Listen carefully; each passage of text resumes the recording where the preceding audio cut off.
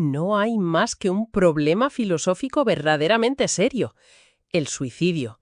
Juzgar si la vida vale o no vale la pena de vivirla. Menuda forma de empezar un ensayo, ¿eh? Vaya, es una bofetada intelectual desde la primera línea. Totalmente. Es una provocación deliberada, desde luego.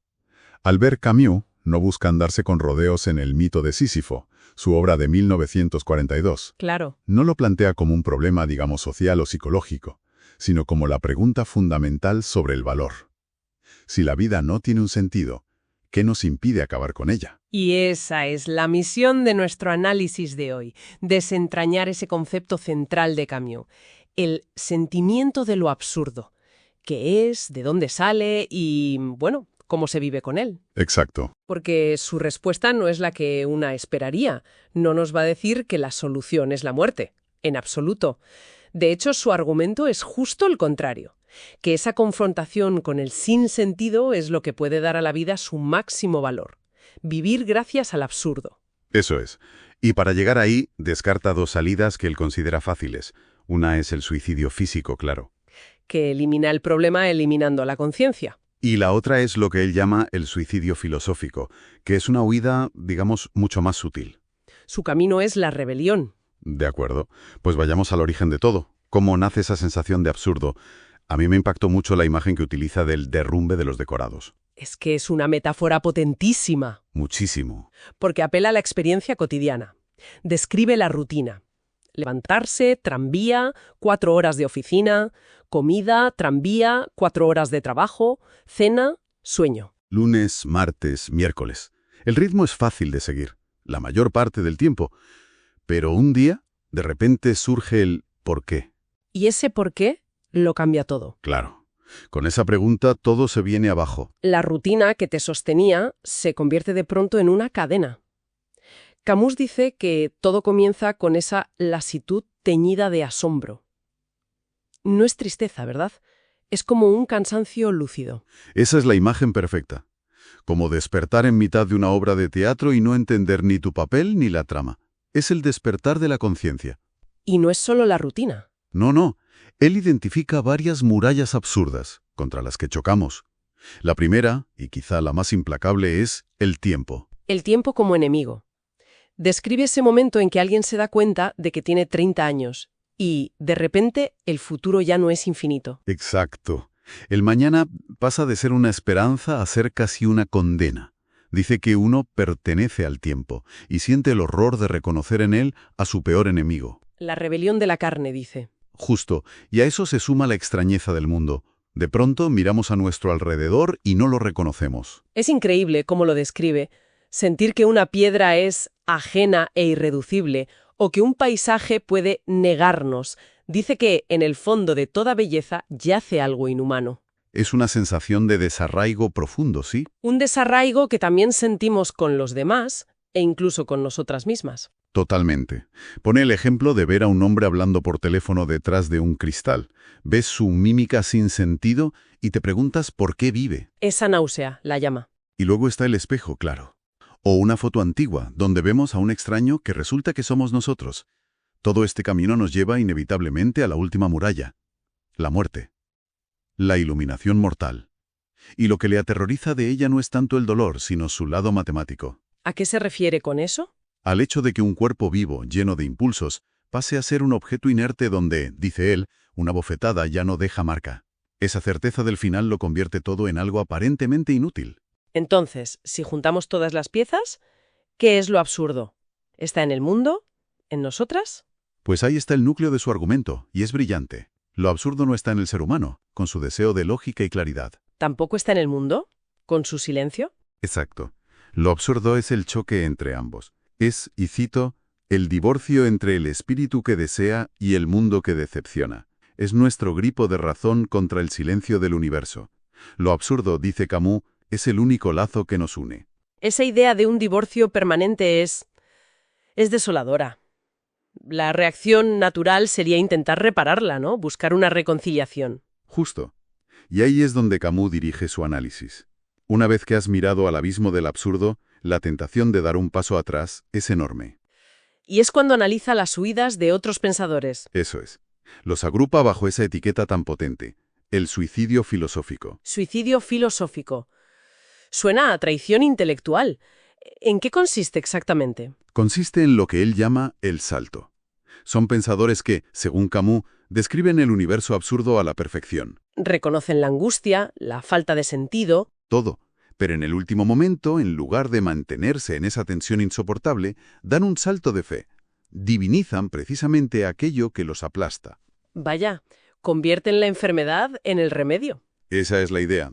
Toman la irracionalidad del mundo y, en lugar de aceptarla como tal, la convierten en la prueba de algo trascendente. ¿Como quién, por ejemplo? Pues piensa en Karl Jaspers. Él reconoce el fracaso de la razón, pero justo después, sin ninguna justificación lógica, afirma que ese fracaso demuestra la existencia de la trascendencia. O sea que el absurdo se convierte en Dios, básicamente. O Chestop, que es aún más directo. Para él, la única salida está donde el juicio humano dice que no hay salida. Descubre lo absurdo y dice, esto es Dios, hay que remitirse a él aunque sea ilógico.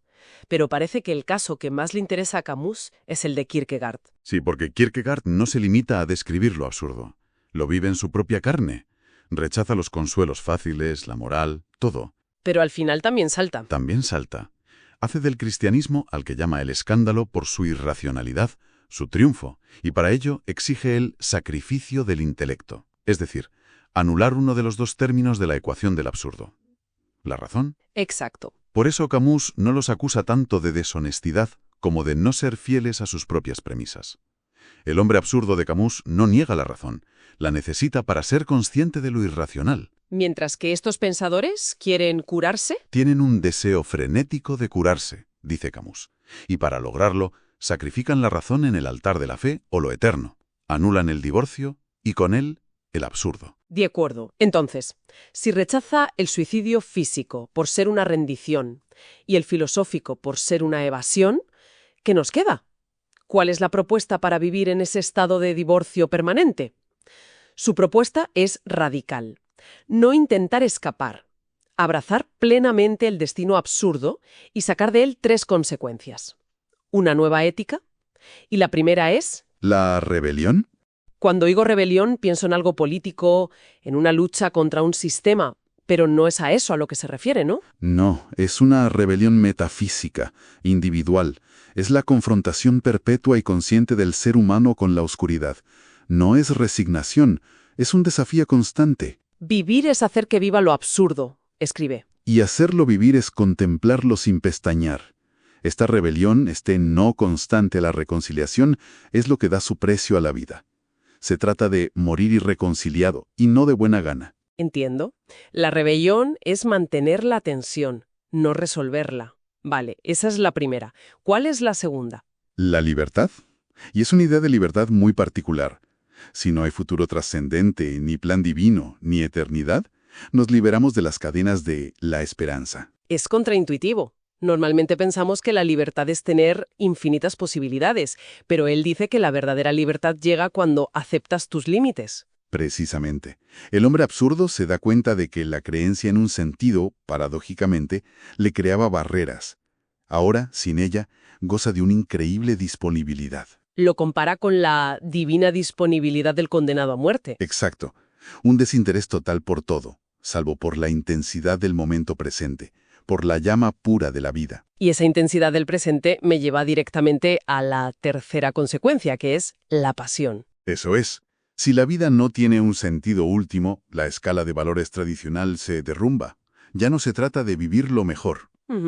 Sino de vivir lo más posible. Se sustituye la calidad de las experiencias, que implica un juicio de valor, por la cantidad. El objetivo es agotar todo lo dado. Ahí es donde me surge una duda. Esa idea de cantidad sobre calidad puede sonar un poco superficial, ¿no? Como una justificación para el hedonismo. Es una objeción lógica, pero no es exactamente eso.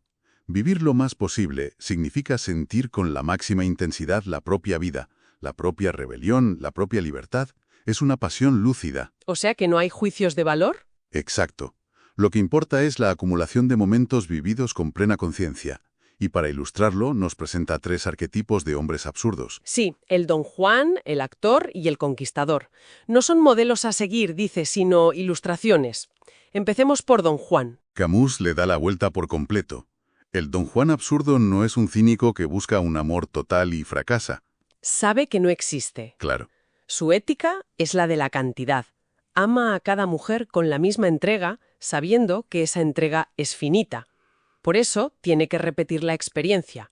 Vive absolutamente en el presente de cada conquista. Sin esperanza de un amor eterno y sin nostalgia. Rechaza la idea de un alma gemela y la sustituye por una pasión múltiple. Es una reframación radical del personaje. Y el actor, El actor es quizá el ejemplo más puro. Su gloria es por definición efímera. Su reino es lo perecedero. En un escenario, durante 3 horas, vive y muere destinos completos. y cuando cae el telón, No es nada. no es nada. Agota una multitud de existencias. Demuestra, como dice Camus, hasta qué punto el parecer hace al ser. Abraza una vida de máscaras y momentos fugaces. Es la apoteosis de la existencia sin mañana. Me queda el conquistador. Este parece el más activo. Pero es una huella que él sabe inútil en el gran esquema de las cosas.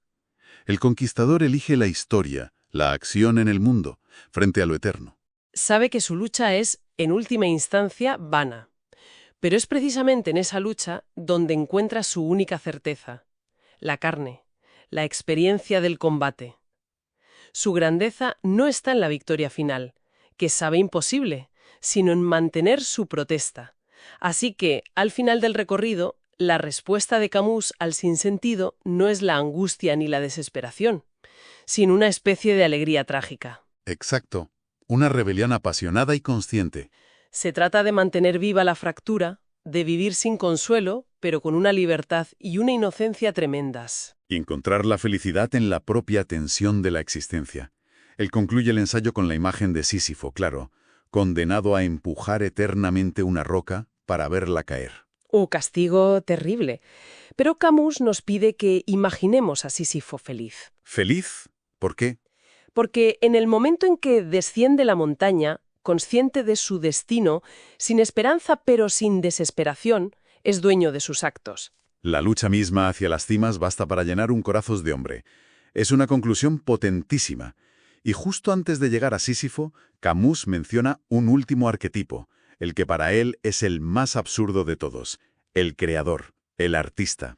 Si crear es vivir 2 veces, es la forma definitiva de rebelión. El artista describe y recrea el mundo absurdo, manteniendo su conciencia frente a él, sin intentar resolverlo. El arte como el homenaje que la persona rinde a su propia dignidad en una batalla que sabe perdida de antemano. Totalmente. Y esa idea de la creación como rebelión nos deja con una última reflexión. Si crear una novela es vivir 2 veces, ¿qué pasa con el propio acto de conocer, con este esfuerzo que hacemos por entender un mundo que se resiste? Es una pregunta fascinante para cerrar. Camus valora por encima de todo la lucidez, el no apartar la mirada. Quizás, entonces, el acto de describir nuestra propia realidad con honestidad, de ponerle palabras a nuestro propio absurdo. Sin buscarle una cura o un sentido oculto. Ya sea en un diario, en una conversación, o bueno, simplemente en nuestros pensamientos. ¿No es esa la forma más accesible y universal de rebelión que todos tenemos a nuestro alcance? ¿La creación más fundamental?